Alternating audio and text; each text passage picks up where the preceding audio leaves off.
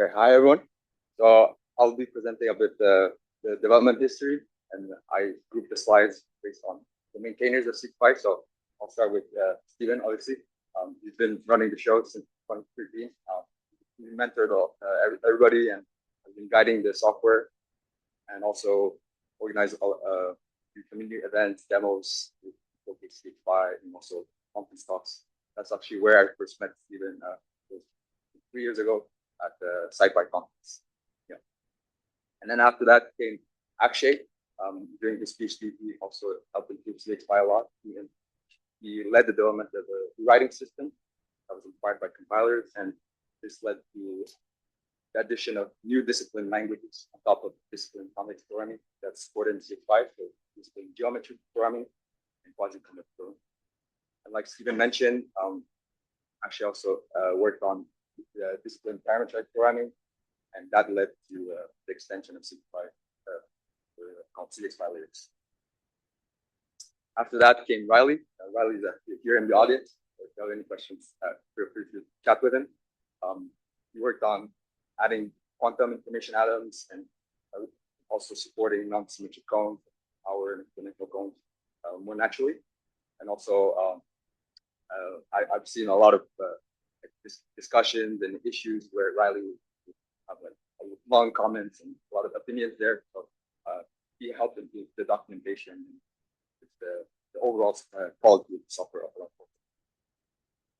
After that, Philip he came to Stanford also to visit the lab, and then he mostly worked on the back end. So he was the one that kind of ported the CVX4 C++ back into more pure Python and SciPy.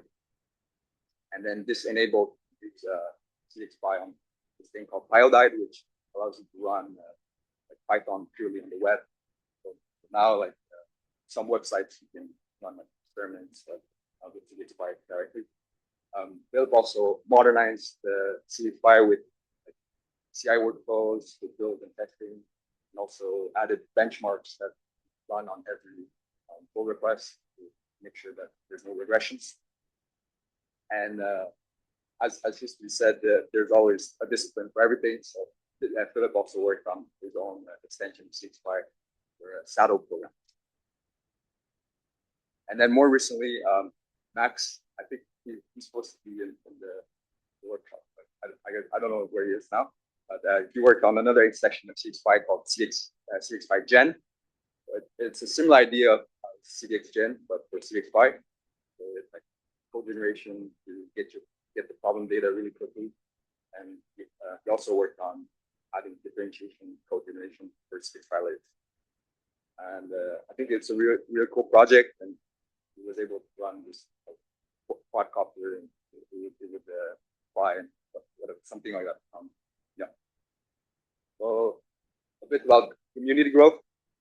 We reached recently around 200 unique contributors. So this is like total contributors over time, and a lot of solver interface maintainers and a lot of people, new contributors are coming in every few weeks.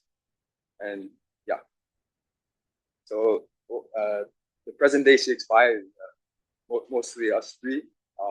The maintainers I mentioned before are still sometimes active. But, yeah, so more recently we worked on improvements to the backend. So from Philip's work, we extended it to other things, and also Park and Steven have been working on re-architecturing the solid chain. And yeah, we'll talk more about all of these things in the YouTube section. So, yeah, that's it.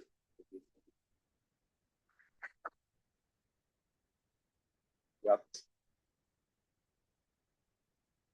All right. Thank you very much for Stephen and William for a beautiful introduction. Awesome. And with that, we're a little bit ahead of schedule, but I think if Julian's ready, we will pass it off to him to talk about highs.